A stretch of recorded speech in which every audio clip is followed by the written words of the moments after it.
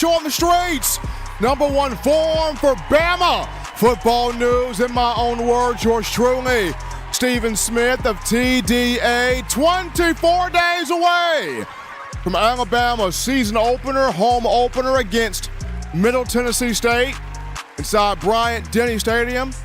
Saturday, September the 2nd. We're in August. We're in fall camp. And we bring you the show, as always, from the Magic City of Birmingham. We stream this to you through YouTube. Speaking of the channel, you know what time it is. Tap that subscribe button right now. Hit that subscribe button. Get every friend, family member, diehard Bama fan, casual Bama fan, consumer of Tide football to subscribe as well. Because if you love the content, if you're feeling it, they will as well. Don't forget to hit the like button too. Tap that like button. Give us a thumbs up right there on the show. Show that support.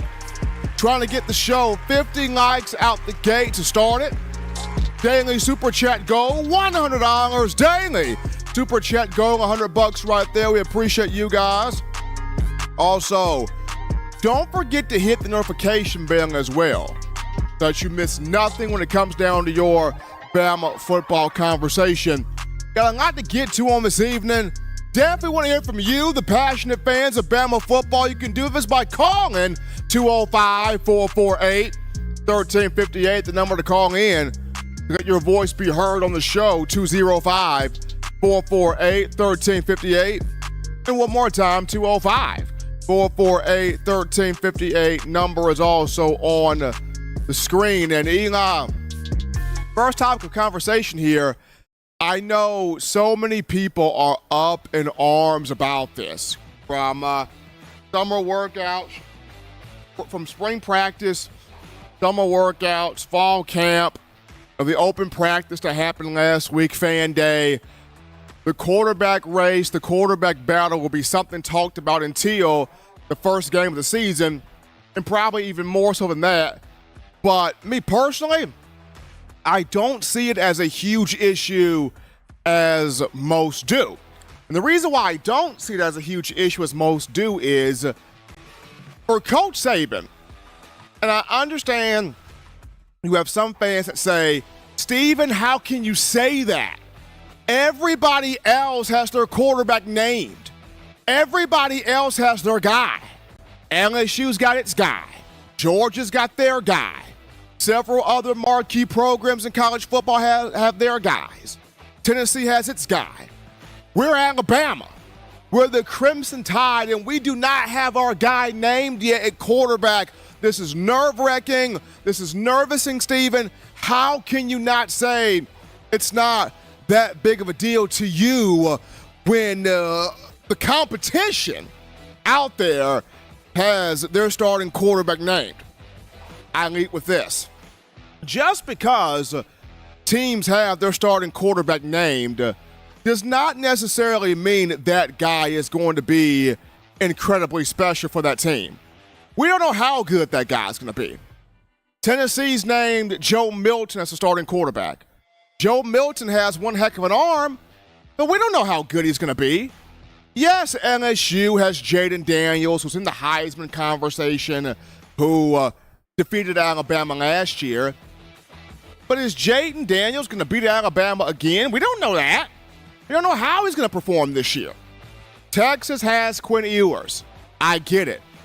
But we don't know how good Quinn Ewers is going to be this year. We don't know how good Carson Beck for Georgia is going to be this year. Yes, teams have named their guys, but nobody has any earthly idea how good they're truly going to be. And when I look at Coach Saban in Alabama, I mean, and this is just me saying this, Eli, Bama has actually fared better in the Saban era when we don't know who the quarterback's going to be starting off. I mean, Alabama's actually fared better in terms of national championships when you really don't know straight off the bat who the quarterback's going to be. Now, of course, you have the first scrimmage of fall camp this weekend on Saturday. So Saban would like to see somebody separate out at the quarterback position in this first scrimmage, absolutely. when you look at Jalen Milroe, Ty Simpson, and Tyler Buckner. You would like to see somebody separate out here in this first scrimmage. But, in the history of Crimson Tide football, primarily under Nick Saban, it has boded well for Alabama to not necessarily know who the guy is going to be starting now. Now, of course, all of us will have our eyes on the first scrimmage, wanting to kind of understand, will Jalen Milroe separate out? Will Ty Simpson separate out? Will Tyler Buckner shock everybody and he's the one to separate out? We'll see. We'll get all of that into the tea leaves, but I kind of want to bring this to your thought process here, Bama Nation. First and foremost, let's go back to 2011. Let's jump in the time capsule. Let's go back to 2011 as Eli has this glorious picture here on screen. You got A.J. McCarron and Phillip Sims. Y'all remember that battle went down to the wire. Nobody knew who the starter was going to be. Nobody knew. Not a soul knew. As a matter of fact, both guys played the home opener, season opener against Kent State and Bryant-Denny. Both guys, if you remember, both had 2 interceptions each. They both had 2 picks. Then it goes to the Penn State game. Hostile environment, Happy Valley, Beaver Stadium. Nick Saban rolls the dice and goes, you know what? We're just going to have to go with A.J. and see what happens. A.J. goes out there, tough environment, completed 19 of 31 passes, including 1 for a touchdown. Bama got the 27-11 win over Penn State. A.J. became the guy from there on out. And although it took you the second game of the season to find your quarterback, you win a national championship off of that. People tend to forget that sometimes. Then you go to 2015 here, with Eli bringing up this graphic, and you have Jacob Coker, Cooper Bateman, and Blake Barnett, 2015. Blake Barnett comes in as the hotshot 5-star, highest-rated quarterback Alabama brought in under the Saban era at that point. Barnett from San Diego High School, Corona, California. Everybody was like, we're getting on the Blake Barnett bus. If you're not on it, we're leaving you. Blake Barnett had serious hype going into that, his freshman year, 2015. Then you had Cooper Bateman. A lot of people were like, whoa, now, Charlie Horse, whoa, now. I know you got Blake Barnett, but this Cooper Bateman kid, he was a 4-star out of Cottonwood High School, Murray, Utah, 2013 class. Here's the big deal right here. Here's the guy. And people forget, it was the Ole Miss game that season. Jacob Coker was benched for Cooper Bateman. Probably one of very few decisions if Nick Saban had to have pulled a mulligan. That's probably one of the few times in Saban's life he could have wished to have a mulligan. that moment right there. Starting Cooper Bateman against Ole Miss, 2015. What happens? Jacob Coker comes off the bench. Even in a loss, Ole Miss won the game 43-37 inside Bryant-Denny. Coker played his tail off despite the loss. Everybody rallied around Coker, and though it took 3rd game or 4th game into the season to find your quarterback, Bama found him, and you go on with a national championship. How about 2016, where you had 2 guys, where you had 4 to 5, but it came down to just these 2. You had Jalen Hurts and Blake Barnett. You opened the season against Southern California, USC. Once again, nobody knew who the quarterback was going to be. Nobody knew for real. You opened the game against USC, AT&T Stadium, Arlington, Texas. Blake Barnett got the first crack at it. He takes the field. complete deer in headlights look. Could not move the ball at all. Jalen Hurts goes out there, Nobody named Mama thought a true freshman would take that field that day. Jalen Hurts goes out there, and despite a fumble early, a lost fumble, a 3-and-out early, he starts to get it going. Touchdown pass to Ardarius Stewart. Several other scores would follow. And while Blake Barnett eventually threw a touchdown pass to Garrett Dieter, the hay was already in the barn. Jalen Hurts, the guy, and took this team, won an SEC championship with it, nearly a national championship. You even look at 2019/2020, for crying out loud. We all remember when Mac Jones took over for Tua Tagovailoa, when Tua got hurt that 2019 season. We all remember Mac against Auburn in the Iron Bowl. We all look at the 2 pick sixes, and we go, there's no way on God's green earth Mac Jones needs to be the starting quarterback for 2020. He was the one that cost Alabama the Iron Bowl with those 2 pick sixes. Bryce Young needs to start right now as a freshman. And what happened? Mac 10 got the start, national championship, took you there, wire to wire, the whole 2020 season. So, I said all that to say this. There's only been one time in the history, there's only been one time in Bama football in the Saban era where a quarterback won the job way before fall camp. And that was 2009 Craig McElroy, who beat out Star Jackson, in which that wasn't even really much of a battle, if I'm being quite honest with you. G-Mac had, Eli, a whole 2-3 years in the system over Star Jackson, if I'm quoting that right.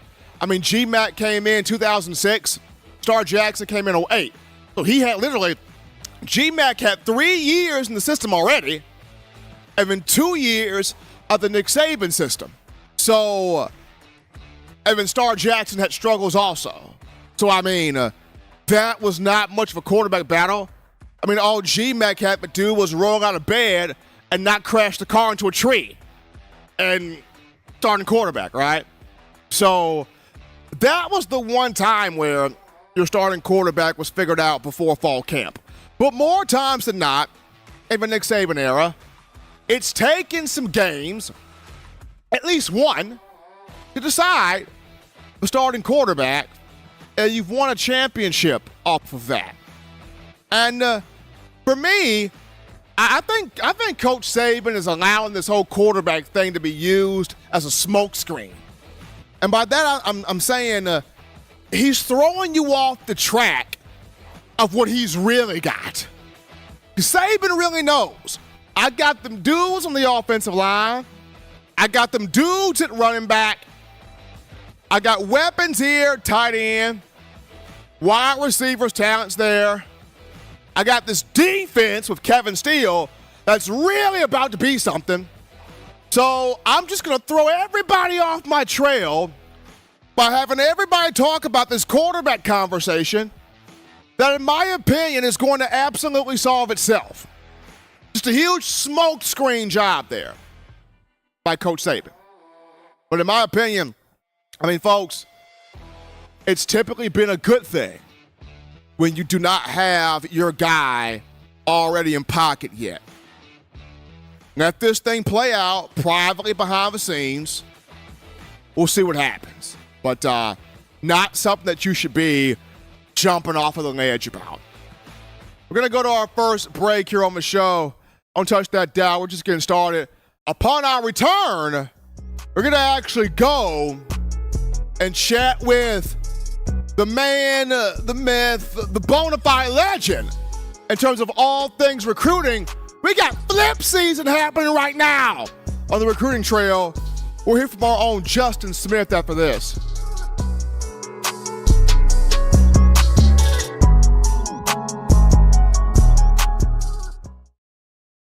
9 players have teamed up and released the Alabama Team Paper, which is a video yearbook they've put out for sale direct to fans. Now, for the first time, small dollar purchases from the fans can support the players as a group as well as a great cause, because $1 of every subscription payment is donated to the Boys and Girls Club of America. Be a 5-star fan base and support your team and a great cause with Team Paper. Check it out at teampaper.com/Alabama. Remember the taste of Grandma's delicious sweets? Emily's Heirloom Pound Cakes brings back those precious memories with just one bite. Each cake made from scratch. They make the perfect dessert to share with family and friends for any occasion, and ordering is easy. Visit emily'sheirloompoundcakes.com. Click the online store and shop. Then pick up your fresh cake at the kitchen in downtown Homewood. Order yours online at emily'sheirloompoundcakes.com. Emily's Heirloom Pound Cakes, making memories from scratch. All right, folks, we're back into the action from the break on a Wednesday, hump day. Hottest show in these streets. We're talking your Bama football news. In my own words, yours truly, Stephen Smith of TDA. We got some super chats to get to. So, Eli, here comes the horn. We got Keith Jones with the $5 donation. Dropping the love in there, Keith Jones. And then we got Return of Mechanic. Return of Mechanic with the $20 donation. Dropping the love in there. Appreciating that from Mechanic. And then we got Eric the Man Beasley with the $10 donation. Showing his love right here on the channel. Keith Jones, my man Mechanic, Eric Beasley, all helping us out here on the show at Daily Super Chat. Go $100 daily. Super Chat, go $100 right there. We appreciate the love and support from you guys. But we go to the In My Own Words hotline where we pick up the bona fide man of the hour, the director of all things scouting and recruiting for the Crimson Tide. He's talking all things flip season because Bama is flipping recruits right now. We bring him in. Justin, what's going on, man? How we feeling? Justin Smith is in the building. How we feeling there, Justin? I'm doing good, too. All right, always good to have Justin here on the show, helping us out here. So, Justin, first and foremost, as we get into this whole flip season for the Crimson Tide, flipping 2 guys here in this 2024 class. The first one being Peyton Woodyard, the 4-star defensive back, projected to be a safety at 6'2", 195 pounds right now. But 4-star DB Peyton Woodyard flipping from Georgia to the Crimson Tide. I mean, Justin, what do you like about this young man? What does he bring? What will be the biggest asset that you see from him? Break down Woodyard for us right now.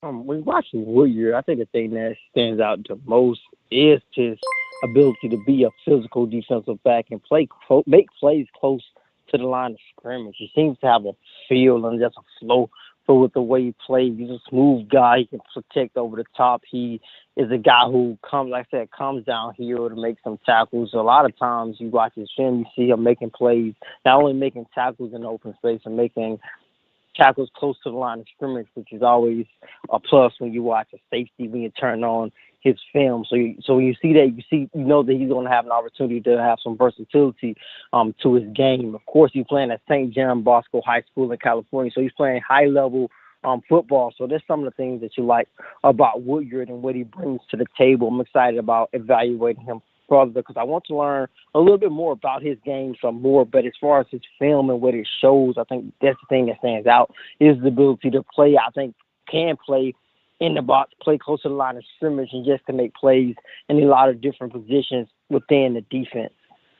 If you're just now checking out the show here on a Wednesday, we're live with the director of scouting and recruiting for TDA, my man Justin Smith, talking about this flip season that's happening in recruiting here. So going from one flip to the other, you get Rodarius Morgan, who flips from Florida State to the Crimson Tide, a 3-star player, a 3-star athlete. I mean, Justin, what do you like about Morgan here as he chose to say no to the Seminoles and giving that verbal to the Crimson Tide?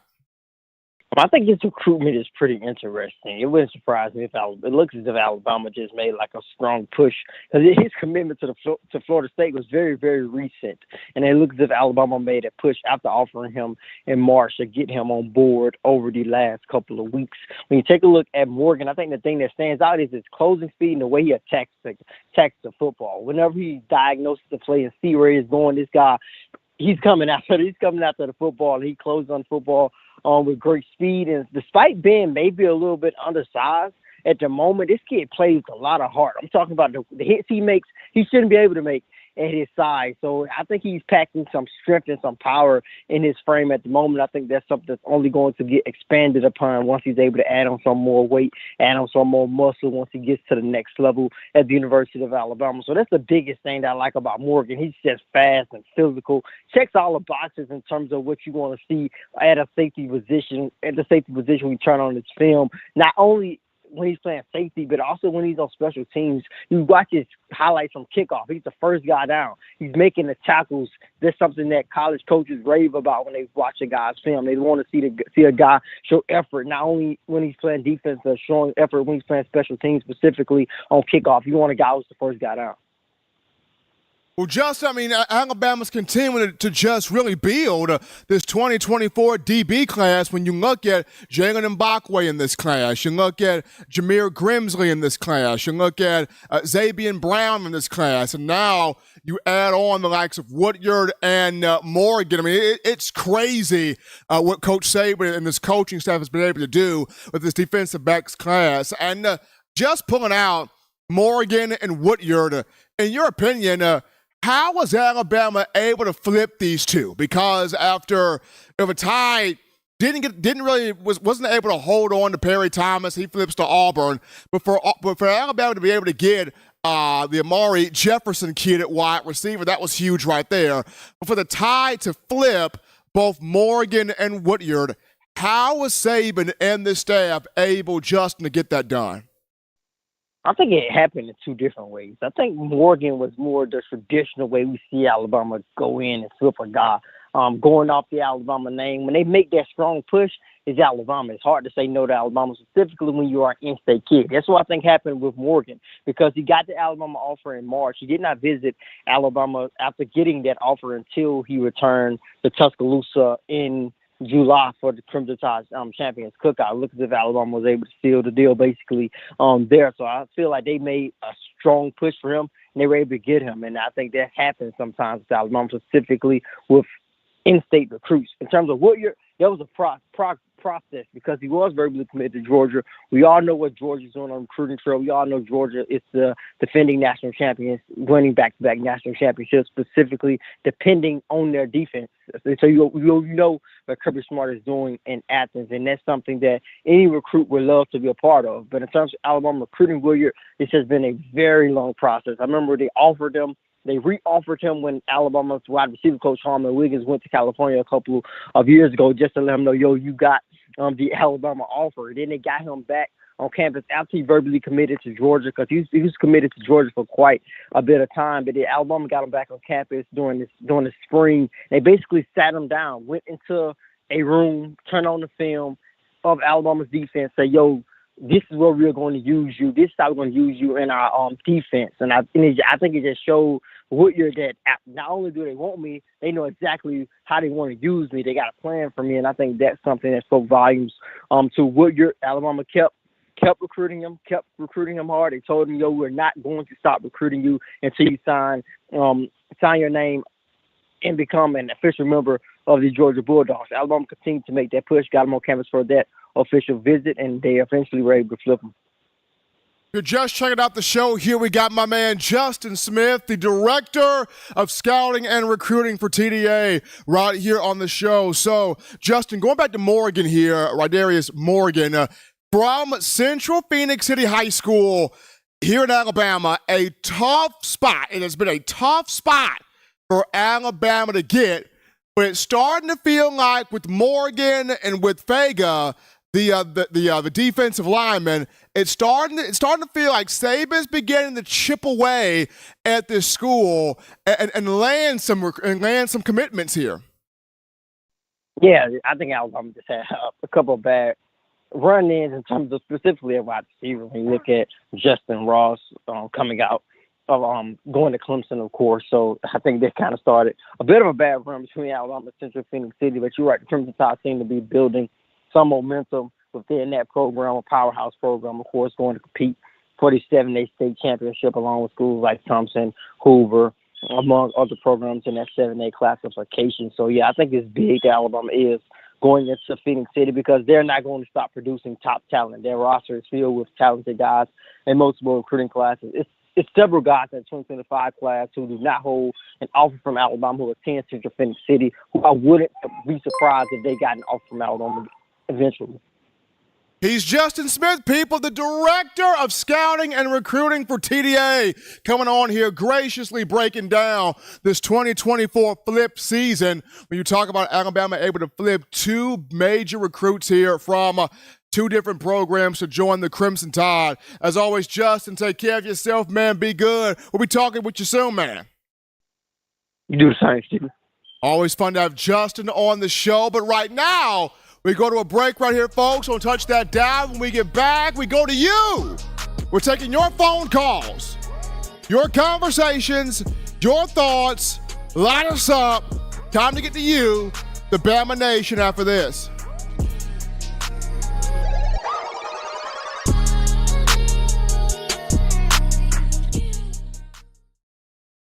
Every sports fan deserves the proper representation. Whitwell Sports introduces to you the Title Towel. Wave that Title Towel in the air like you just don't care in support of Nick Saban and the Alabama Crimson Tide. Only $9.99 and it lasts a lifetime. Head on over to whitwellsports.com and get your Title Towel today. This is Chris Rogers, 2009 national champion. You are listening to the baddest, when I say the baddest, sports show in the state of Alabama. In my own words, you know, yours truly, Touchdown Alabama Magazine. Don't touch that dial. Thank you for tuning in. Show your support right now by clicking that like button. If you haven't subscribed, hit the subscribe button now and enable all notifications to make sure you don't ever miss any of the best Alabama football news, notes, and information right here on Touchdown Alabama. All right, people, here we go, here we go, here we go. Back rocking and rolling with you here on a Wednesday, hump day, hottest show on the streets. We're talking nothing but Bama football news. In my own words, yours truly, Stephen Smith of TDA. You guys continue tapping the like button. Hit that subscribe button. Make this your spot here for all things Bama football. Check us out. More Super Chats, Eli, here we go. How about Dr. Darrell Ellis with that $19.99? Dropping the love in there. Dr. Darrell Ellis, we appreciate that. And then Jay Lee. Jay Lee is in here with a $5 donation. Helping us out. Showing that love on the show. Daily Super Chat go $100. Daily Super Chat go $100 right there. We appreciate you guys. Call, our phone lines open. Call segment brought to you by the Blue Wrench Gang. 205-448-1358. Number to call in to let your voice be heard. 205-448-1358. You're live on the show. What's happening? How we feeling? State your name and where you calling from. Steve, my boy. What's going on? G from Raleigh. G, what's happening, man? Not much. Cool. How you doing, man? I'm good, man. I'm good, man. I'm happy about what Saban said about this offensive line, man. You got 6 to 7 guys that can start on this offensive line. He's finally showing some big praise for the boy T-Ferg. Okay. That's good to hear. And it's funny that you said it because I'm calling today because I think we have one hole on the team. And it's not the whole unit. Because Eboigbe is going to turn himself into a first-round pick. I think Tim Keenan is going to show that he's a top dog. I got a question for you. You was at Fan Day, right? Yeah. Did you watch? How long did you spend watching the segment of practice when they was going through the 11-on-11 and then the the 7-on-7. You put eyes on that for a while? I put eyes on that, G, for a good minute there, for a good minute. My main focus, though, honestly, was watching that defensive line. That was my main focus, though, throughout that whole time was watching, Tim Keenan, watching Damon Payne, watching Justin Boygby, watching Jordan Renard, the freshman, watching who are going to be those guys on that line to step up and really help out Jaheim Otis. That was my whole thing there. Okay, now this is what I'm gonna put a wrench in this situation. I hear the Bama fan base. We're corralling around Otis because of what he did for his weight. That's a good thing. And I want to throw this disclaimer out here before I say something about him. Maybe Seth McLaughlin. Maybe Seth is the best center in college football. And that damn well very may would be true because we know Seth's rap sheet. We know he don't held his own against the biggest of the biggest dogs, Jordan Davis, Carter. He held his own. So he made his best center in college football. But if you watch 8A and then I don't know if you know, but on YouTube, the 11-on-11, the whole 11-on-11 segment, the whole 20-minute segment, 11-on-11 is on YouTube from Fan Day. Otis is not getting it done, Steve. If you go back, and I want you to put some eyes on this, put some time on your tape. Like I said, it's on YouTube. The 11-on-11, it's on YouTube right now. If you go back to 8A and you go back to Fan Day, Seth McLaughlin is working Otis. I'm gonna be honest, from the 8A all the way to Fan Day, I don't even think Otis has the pressure. And I'm not being funny when I'm just being honest. I don't want Saban to keep Tim Keenan off the bench. I mean, keep Keenan on the bench because Otis is like the fan favorite who we want to see. His motor. I'm not saying he's not good. His motor is not Jamil Burrow. His motor is not Justin Boygby. I don't doubt that he has it. He doesn't have the Bama motor yet. And if you put eyes on what I'm saying, what we have from you, the O-line is working Otis. And maybe that's a big shout out because maybe, like you said, maybe it's about time we had the O-line rolling. But they ain't doing that shit to Tim Smith and they ain't doing that shit to Justin Boygby. So the nose guard is still not answered for us, Steve. Thank you. Appreciate G from Raleigh there with that call. Now, the one thing that Bama does have, you do have Tim Keenan, who can play nose guard. You have other guys on this roster who can play that position, though, as G mentioned, Jaheim Otis is the fan favorite based off of what he did just a season ago. And maybe he's still working some things out, who knows. But also, I look at this offensive line, they want to be mean, they want to be physical, they want to be dominant this year, and they're not playing around about that. This is the reason why Coach Saban mentioned today Bama's got 6 to 7 guys that can start right now on this offensive line, and every last one of those guys has taken on the mantra of Eric Wolford, which Coach Wolf is doing his thing right now this summer. But we're going to take this call. You're live on the show. What's happening? How we feeling? State your name and where you calling from. Good evening, Mr. Steve Smith. This is Nicholas Johnson from Mobile, Alabama. How you doing, sir? Doing great, Nicholas, and yourself? I'm doing well. Can't complain at all. I had a quick question about the QB battle. So I kind of noticed, thinking back to the 2014 season when we had Blake Sims and J. Cole to battle for that QB starting spot, and both guys were both talented. But I felt like what Blake Sims' job was that he won the team over. And with these three-headed race we have now, I feel like what's the big factor is going to be whoever wins the team over because all guys are all talented, but there's been that one guy that's been pulling away. So do you feel like the biggest factor is who's going to decide this job is whoever wins the team over? I think Nicholas, that's a good point. That's a great point there. And Saban has talked about it. Who wins the team over? And I'll add one more. Not just who wins the team over, and that's big, but which one of these guys, because they all see big picture, right? Tyler Buckner sees it, Ty Simpson sees it, Jalen Milroe sees it, and the big picture is, look, we don't have Bryce Young. 9 is in the NFL with the Carolina Panthers. So which one of these 3 can dive into the details and tweak up the details? Whoever can tweak up the details is the guy. Yeah, definitely. Big fan of the show, and keep it up.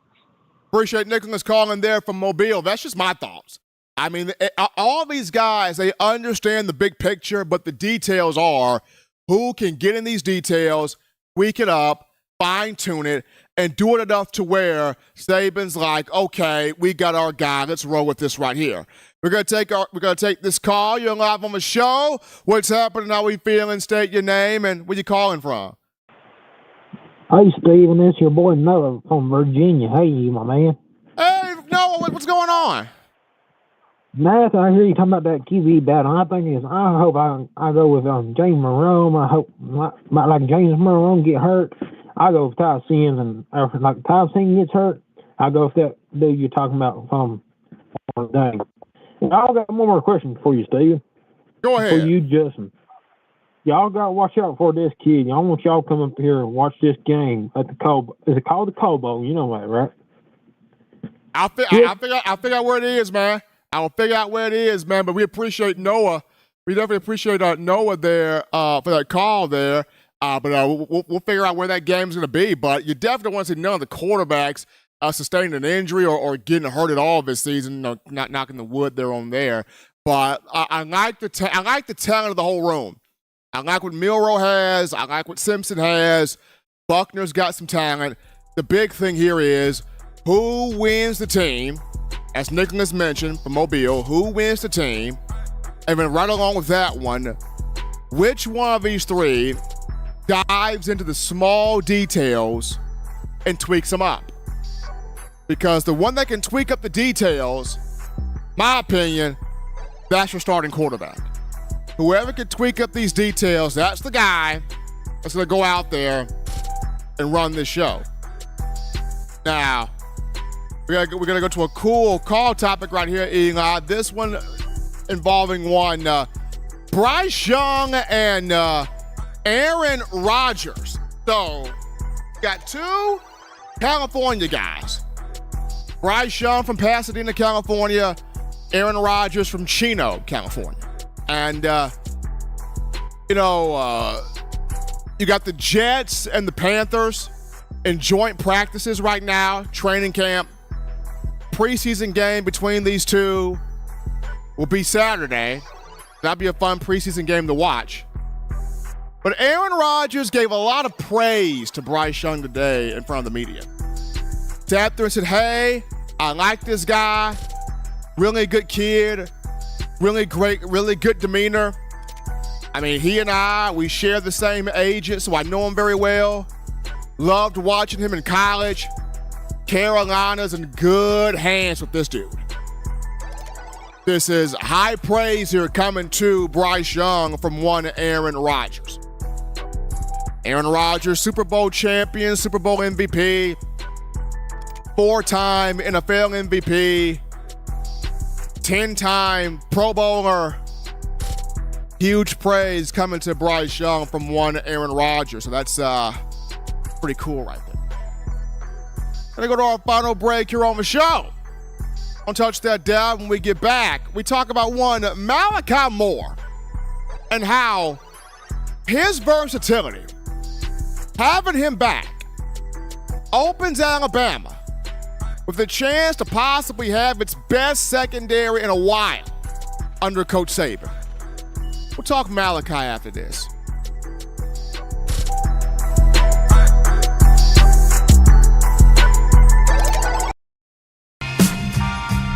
I'm Malachi Moore, and you're watching In My Own Words with Stephen M. Smith on Touchdown Alabama's YouTube channel.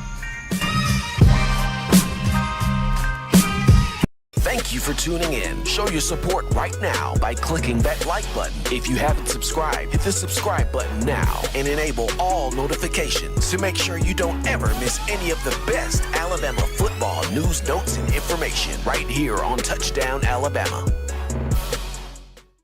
All right, people, we appreciate all of you for all the phone calls, donations, YouTube chatting, making this your show, your spot, your place for all things Bama football. Continue tapping the like button.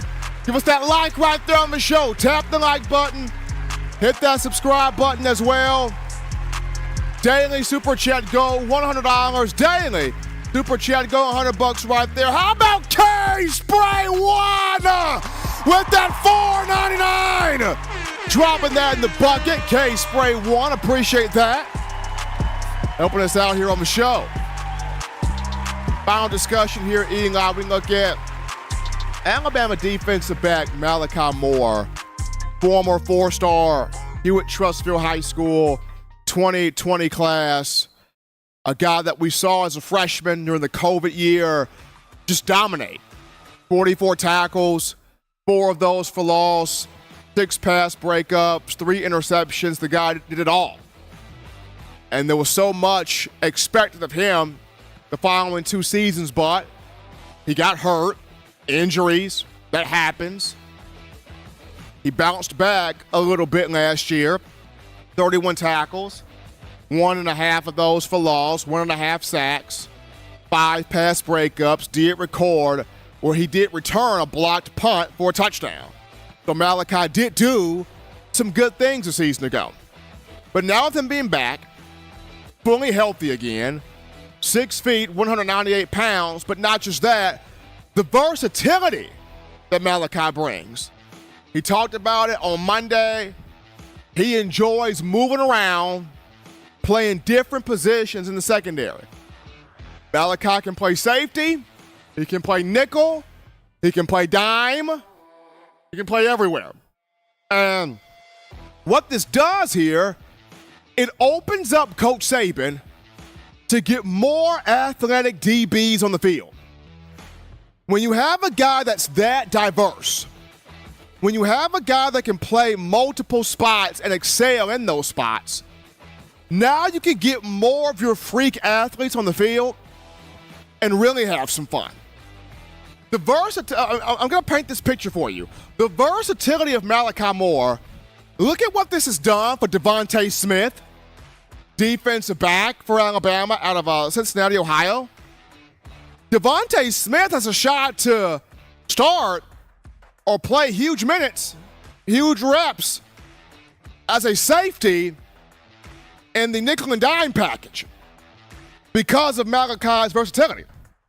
That's opened Devontae Smith. Malachi's versatility opens Earl Little as well for action. Malachi's versatility opens an opportunity for Jalen Key, Trey Amos to get some work in there as well.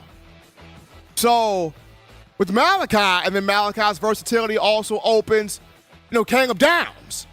We all know Caleb Downs is being looked at as a potential starter in one of 2 safety spots.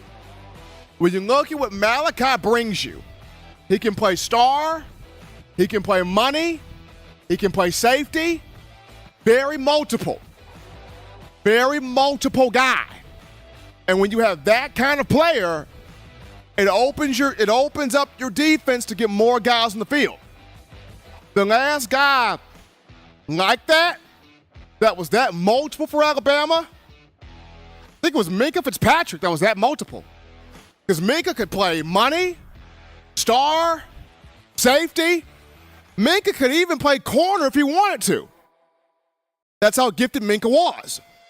Now, Xavier McKinney was more of a underrated multiple guy. X could play safety. X could play money. I think X could also play star. I think he could also play star. But when you look at Malachi Moore and the versatility he brings and being able to move different spots, and he's okay with that. He likes to move. He likes the mobility. He likes to move around. He's unselfish in that way. And when you have a player like that, already talented, already experienced, already pretty darn good, and then you add the fact that he can move around, he's diverse, he can play in multiple spots, multiple areas. This is going to be fun to see how many ball hawks Alabama can have on the field at one time there in the secondary. But as always, people, you want the best in news, notes, information, coverage, entertainment on your favorite program, that being the Crimson Tide. You can get it. You can get this by accessing the Touchdown Alabama magazine app. You download the app from the iPhone App Store if you're rocking Team Apple, Google Play Store if you got the Android phone. For your audio needs, check us out, iTunes or Apple Podcasts, Spotify, Stitcher, Spreaker, TuneIn Radio, Overcast.fm, Google Play, iHeartRadio. We got you covered right there. The good and gracious Lord sees fit I shall make my return on Friday from Alumni Hall in Tuscaloosa, bringing you hottest show on the streets, talking nothing but Bama football. Remember, fans, you can purchase individual copies of Touchdown Alabama magazine. Have those sent to your door. That link found in the description. If you're trying to get your hands on the fresh edition, print edition of TDA the magazine, here's what you do. You go to touchdownalabama.com, you click join, become a member and or a subscriber today. That link in the description as well. Gotta show some love to you, the Bama fans, for all the calls, donations, tweets, texts, chats, you being involved. You making this your show and doing what you do. Making this your spot for all things Bama football. Gotta show some love to my man Eli Walker in the production studio. Till next time, folks, husbands, love your wives. Wives appreciate, value those husbands. Children continue doing the right thing, fun thing, smart thing, good thing, legitimate thing to not be bored. School's back! School is back. That work done right there. Get yourself those 3 hearty meals a day, those 3 great laughs a day. You protect yourself. You protect the loved ones around you. Till next time, folks, I'm your man, Stephen Smith, and you've been listening to In My Own Words.